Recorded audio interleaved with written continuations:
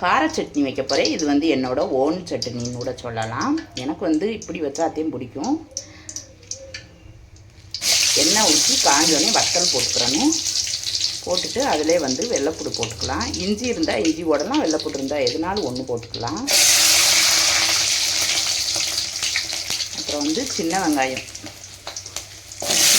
வந்து நல்லா டேஸ்ட்டாக இருக்கும். பல்லாரி வெங்காயம் போடுறத விட சின்ன வெங்காயம் போட்டுக்கலாம்.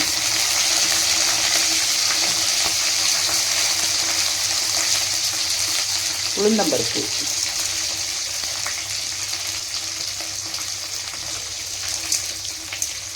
நல்லா வந்து வதக்கி வச்சுக்கிறோம்.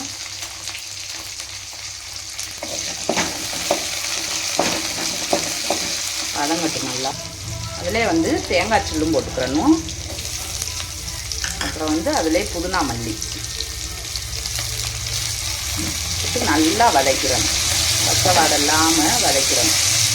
இந்த அளவுக்கு வதக்கிட்டு அப்படியே இந்த ஓரமாக ஒதுக்கி வச்சிடலாம். ஒதுக்கி வச்சுட்டு நடுவில் வந்து தக்காளியை போட்டுக்கலாம்.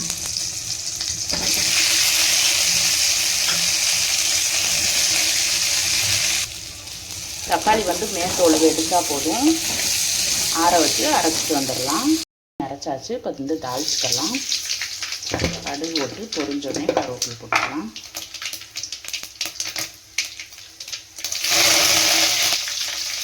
அரைக்கும்போது தேவையான அளவு உப்பு போட்டு அரைச்சிட்டு வந்தாச்சு.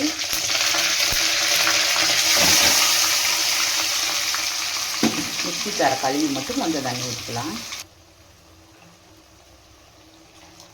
இவ்வளவு தண்ணி போதும். நல்லா திக்காகவே இருக்கட்டும். சட்னியை வந்து நல்லா வலுவலுன்னு அரைச்சி எடுத்துக்கணும்.